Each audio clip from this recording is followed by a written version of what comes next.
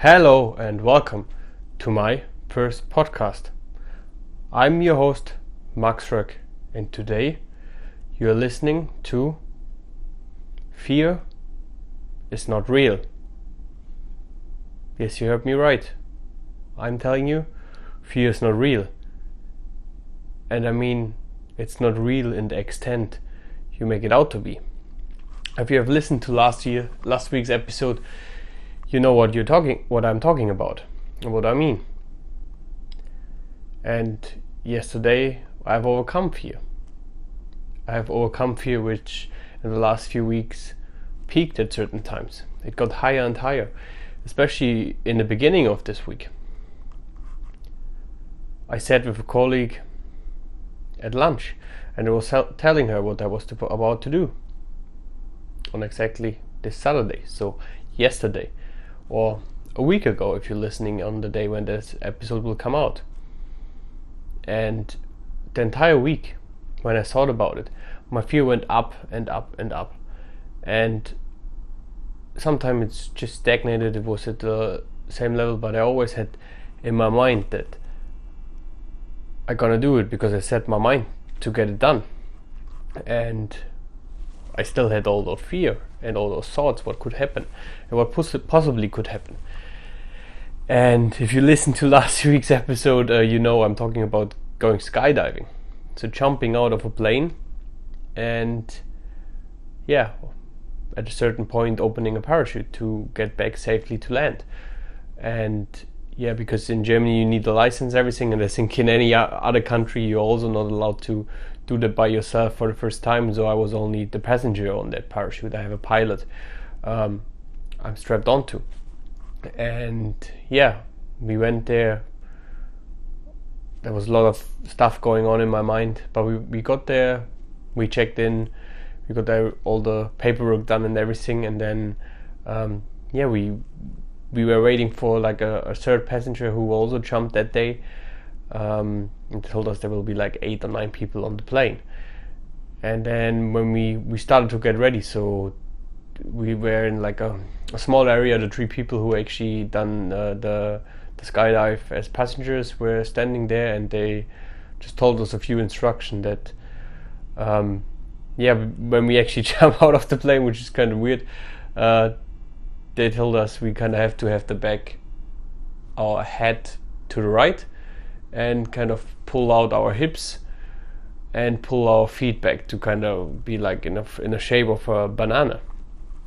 And he said, having the back to the head to the right and the feet is just that we are like one package when we fall down, and we fall down. To have the head to the right is literally that the pilot, which is behind you, is actually able to see where he's kind of navigating us, that we fall like we fall not like that, or that we fall kind of horizontal, not with our heads at front or with our feet much lower than our head, so that he can get us falling, which sounds kind of weird. Has us falling horizontal. I'm not sure. So probably that when the parachute opens, it's not that risky. Or I'm not too sure. I didn't actually ask. I was too scared and afraid just to listen to be able to do what he was telling us.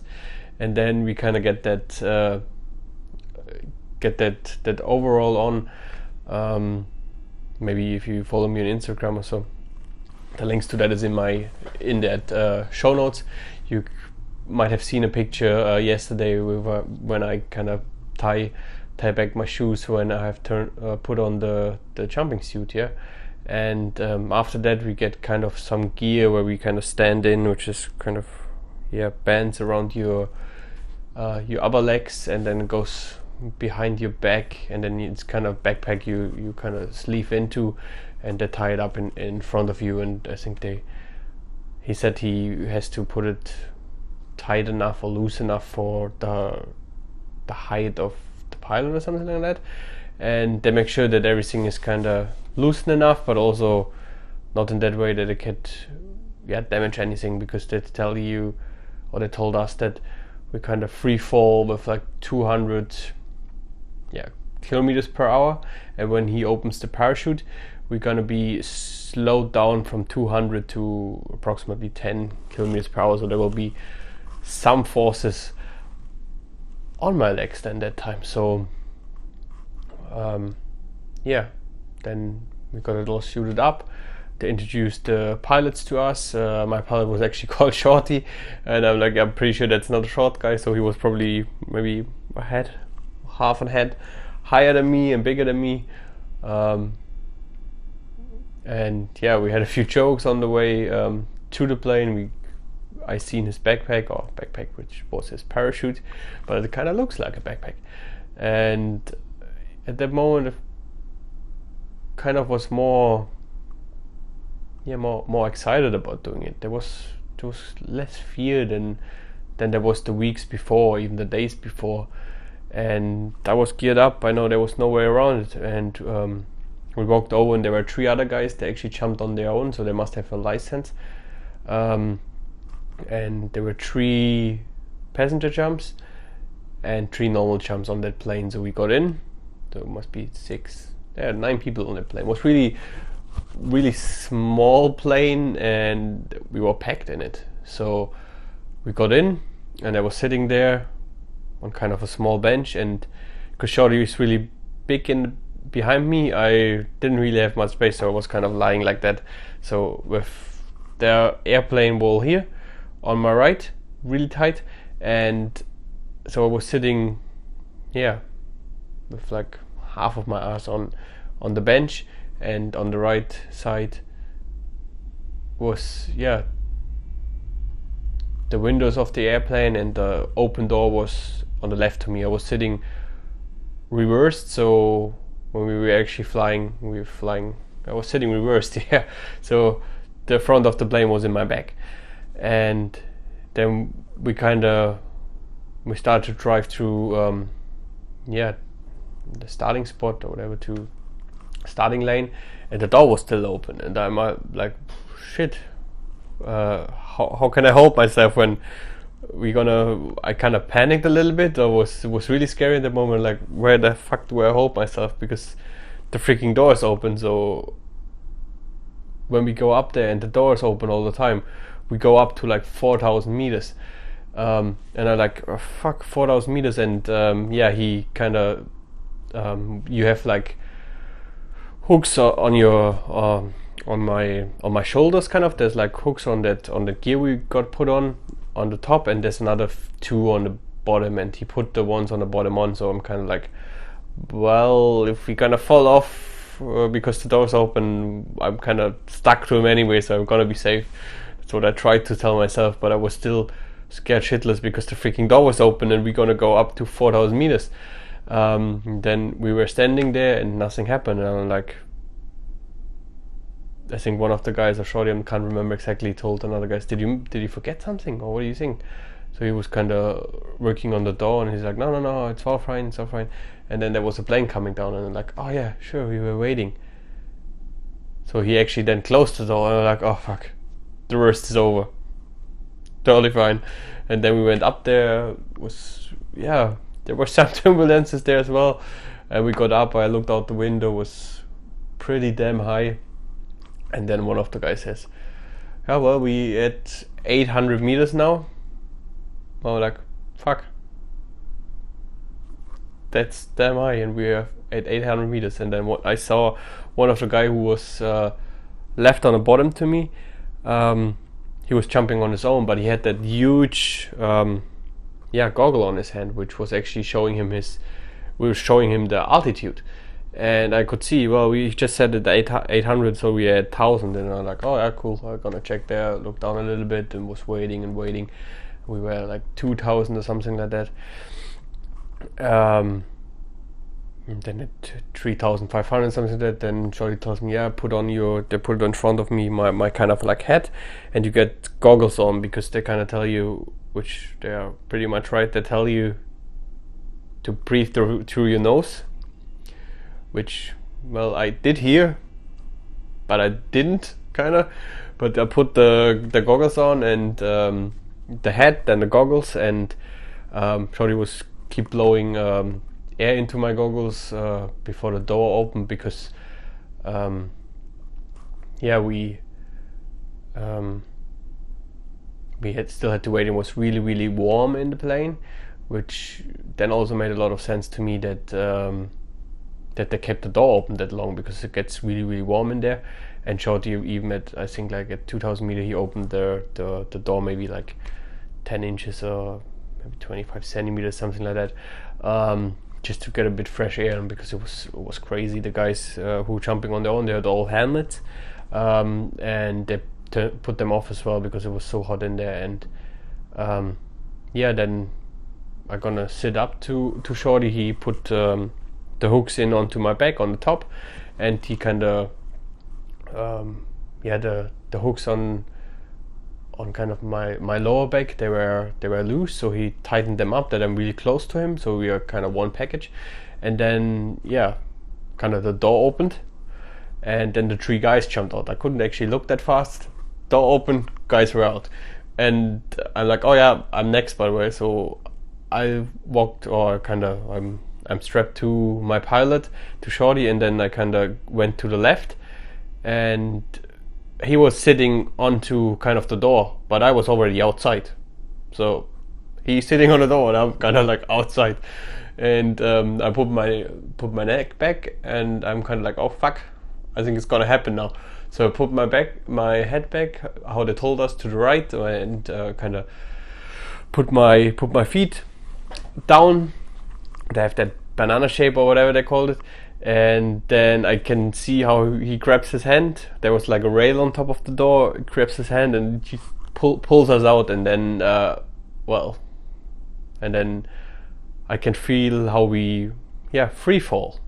And it's like, for the, I don't know how long it was. I think it was like 5 seconds. We go down and like, oh fuck, how I'm gonna get out there. And then after that moment, it was just like, whoa, that's incredible. We fall there, there's all that stuff out there, and well, I told you, they told me to breathe through my nose, but I was like smiling, laughing, and I was breathing through my mouth. And I seen the picture afterwards, and they will also put up the video into the show notes. It will be, I think it will be like mr90.de/max skydiving, where you can look up the whole entire video of me skydiving, which is actually really recommended, because it's so funny when I smile and try to breathe through my mouth and my lips and everything goes in all directions.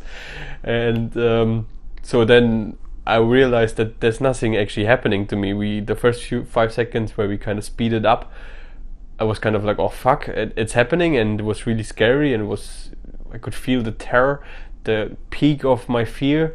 And it was also was amazing, was blissful feeling to fall and just have, it was so fast, there was nothing in my head, I was just enjoying the moment. And then when we were falling and we had probably maximum speed, Shorty kind of claps my upper leg, and I know it was the sign to kind of put out my hands and just kind of fall, like you can see it in all the movies, free falling with your hands. And he has a camera on his arm and filming me, and like, yeah, if he puts the camera, I'm supposed to smile, and yeah, I smile and my lips go again everywhere. When you see the video, you will understand why I'm laughing all the time, which is so funny. And then I'm fully red as well, because of, I think, the adrenaline and everything rushing through my body. And then probably, I'm not sure, 40, 50, 60 seconds, maybe a little bit longer, he claps my upper leg again, and I know I have to kind of put my hands back in and hold with my hands on that strap in the middle, just that my hands can't go anywhere suddenly, because he's gonna pull the parachute. And he did. He pulled the parachute, and I knew that we're gonna be stopped suddenly. So he pulls it, we get stopped suddenly, and I can feel like we are lifted up, I don't know how many meters again. And I could also feel it, on my upper legs, because of those straps there, which pulled me up. And then I think my stomach went somewhere else, because I'm like fuck, I might have to throw up or something like that. So I felt really, really sick. And then Shorty asked me, first thing he asked me is kind of, you wear lenses or something like that? And I'm like, no. So he put my goggles onto that hat we wear, and I could see it clearly. And like, yeah, I'm really sick. And I'm like, well, I need to get down. And it's like, it's not like I done scuba diving. And in the beginning, if you're not sure when you're going down and you don't feel well, you just go up again, because you're not far down. You go up, you breathe, you center yourself, and then you do it again. But in that moment, there was no shot going down, because we were there was probably still a few, I don't know, 800 meters or something like that under the ground. There was no way to go there short. So I felt really sick. And then Shorty put kind of his legs up in front and told me to stand on them, and he pulled me up, and he could loosen those bands or whatever which are connected to us, loosen them, that we are not that tight together anymore, which was necessary for the free fall, but not necessary for gliding down. So we were loosened, and it was much more comfortable then. And I still feel the sickness, which Shorty then also asked me, and even if my ears are clogged, so I equalized them with my nose, which I learned from the scuba diving, so that was fine. But I felt a little bit sick. But when it was loosened up, it was getting more comfortable, and we done those spirals or something like that. So we was flying in spirals, which didn't help my sickness really much, but it was really fun actually. I would like to do that again. And then he told me to pull my hands out, so leave my hands loose, because he said it's more comfortable. But I also asked him, can I put them back in? And he's a funny guy. He's like, no, of course not. And like, I have already had my arms in and pull them back out. And he's like, no, you can, it's fine. But hold on, I give you something you can hold. So there are those, you probably seen before. You have like bands or cords or something like that, where they have the hands in to navigate. So he gave me those tools, and I'm like, what the fuck I'm supposed to do with them? So he navigated me, and then he's like, yeah, if you put your if you put your left hand up and your right hand down, we're gonna go to the right. And I done it a little bit, and we like, no, we're not going to the right. And he's like pulling them totally, and we go in the spirals. I'm like, oh fuck, okay, good. I didn't do it that much because I'm freaking feeling sick. So we done that for a little while, and then we gone around, and then I navigate a little bit, and then I'm like, well, where do we have to get down? Where's the airport, or tiny airport, or whatever it is, or landing area? And he's like doing that again. We go to the right really, really strongly, and he's like, it's there. I'm like, okay, good. And we done a few more circles, and enjoyed the view. It was actually amazing. There was a few clouds on it, but we actually saw there will be a thunderstorm or so, that we can't do it that day, but it all worked out. And if it's supposed to happen, it's gonna work out anyway, so keep that in mind. And we went down. I done a few more spirals, and I'm not sure if he pulled those navigating cords or so, that we fall quicker, because just before we landed, he said like, yeah, put your legs up, put your hands underneath, from the inside underneath your knees, and pull them up, and then don't kind of be afraid or scared. I'm just gonna let us down quicker, so we're gonna fall quicker. And then I pushed my legs to the front, and then we kind of slided. So I had my legs straight, and then his legs were straight, and we kind of slided, I don't know, maybe 10 meters, which is really actually fun as well. And then we got up, and it was all over. Then my girlfriend was waiting there. She took a few videos and pictures as well, which I think she's next. She's gonna do it next year, and I'm happy to jump again. So I was actually pretty incredible. And I have to say, when I was worrying so much about it, and I had so much fear about it, but at that moment when you face that fear, those few seconds when we actually were free falling, there was that millisecond maybe, or 1,000 second, or whatever, or even less, where I could feel that fear, but then I knew there was nothing to do about it. There was nothing to fear about. It was just that blissful feeling, that peaceful, maybe quiet, or to have nothing, to think nothing, because I didn't have to think anything because there was a passenger on it. I didn't have to think like checking when I have to open the parachute. It was all done for me. It was amazing, and I think one day I'm gonna maybe look forward to do it, or not maybe, I'm gonna do it again one time, and perhaps I even go for the license and be able to jump by myself in a couple of years time or whatever it will be. But I think it's an amazing feeling. Just there's nothing more kind of peaceful or blissful to enjoy. It's also quick, and you're not able to worry about it. The worries you all bring up before, the fears all build up in your head.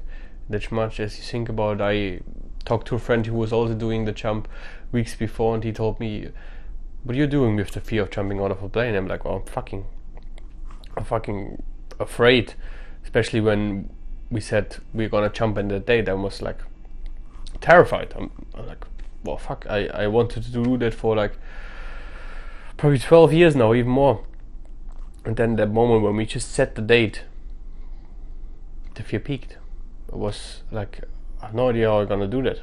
And then a few days after, and then a few weeks later when we talked, I'm like, I'm imagine how it's gonna be. We got into a plane, door opens, we jump out, fall, parachute opens, slowly, nice landing, back to Earth. There's nothing else which can happen. But then in the beginning you sign a few papers that could happen, that the parachute doesn't open, then there's a emergency parachute, blah blah blah. It's not like the guy I jumped with, Shorty, he said like 7,000, 8,000, I don't know, 10,000 skydives, and nothing ever happened. So I'm not gonna be his first one. Nobody will be. And crossing a street is more dangerous than jumping out of a plane. And it's kind of being wrapped to a guy with a parachute on his back was probably my safest flight, because even if that plane goes down, he's gonna have the parachute, so it's probably more safer than flying commercial today. But don't make your fear bigger than it has to be. Fear is not real. It's something we make out in our head. Obviously there are fears that protect us. We're not gonna jump out of a plane without a parachute, because that's fear which for. We don't jump from a bridge without maybe a bungee cord on our legs, and we don't jump down from a house which is like 5 meters high, because we could break our legs. That fear is real. But fear about so many things in our life, to talk to that boss about that race, to tell a friend or a woman or a man that we love them, that's fears we just make out in our head. We don't know what they will say. We don't know what will happen. But if you're never gonna ask or do it like I did with that skydive, if I would have never done it, I would have never known what it means. So keep in mind that your fear is in your mind. And if you focus on that fear, you will make it bigger. As I actually read today, what you appreciate appreciates. So whatever you're focusing on will also be coming in to your focus. So if it's the fear, if it's the danger, you will always see that around you, the things which will happen. But if you're glad what you have, if you're grateful for what you have, and if you see the possibilities rather than the risks and dangers, then great things will happen. So I want to challenge you as well. Look back the last 5 years, the last 10 years, or like in my case, even the last 10 or 12 years. Take something you always wanted to do. It doesn't have to be that maybe insane for you, scary for you, or whatever, like something I wanted to do, like skydiving. When I grew up, I seen the skydivers coming down, like every day, just near the house I grew up. So it has always been a dream for me to do it, but it got lost in getting a job and anything else life brings to you. So it came back into my focus when I was revisiting it, and as you heard in last week's episode, I wrote it down that's my goal, and even I gave myself 2.5 years to accomplish it. But just by bringing that into my focus, the opportunity came to do it earlier. And if there's something you want to do, write it down. Write it down once a day, twice a day, once a week, a couple of times a week. But write it down, put a date next to it, when the latest you want to have it done. And write it down as you would have already done it. So for me, that wrote top goal, so I actually shortened it with MTG, so max top goal. Number 1 was 31st of December 2022. I jumped out of a plane. I sometimes then wrote, I jumped out of a plane with a parachute on my back, just to wanted to make sure. But then when we set the date that it will be the 20th of July, that goal changed. So I put down 20th of July 2019. I went for a skydive. And then what I also did is 27th of July 2019, I will have shared my experience of my skydive. So that's what I'm gonna do right now. When you listen on the day of this episode being released, it is the 27th of July 2019. And that's what I'm gonna challenge you to. Put those dates down, more frequent than not, more days than not. Write them down, and you will see there will be subconsciously at some point in your mind, you will start talking about it, and the opportunity will arise. And that's all we need, opportunities to our true happiness. As more opportunities we receive, as more happy will we become. So I wish you all the best, and I'm really looking forward to hear from you what goals you have set yourself. So if you feel comfortable with sharing them with me, please reach out to me. All my contact details are in the show notes below, and I would love to hear the goals you set yourself, and I would even be more thrilled to be able to help you to accomplish those. So thank you for listening.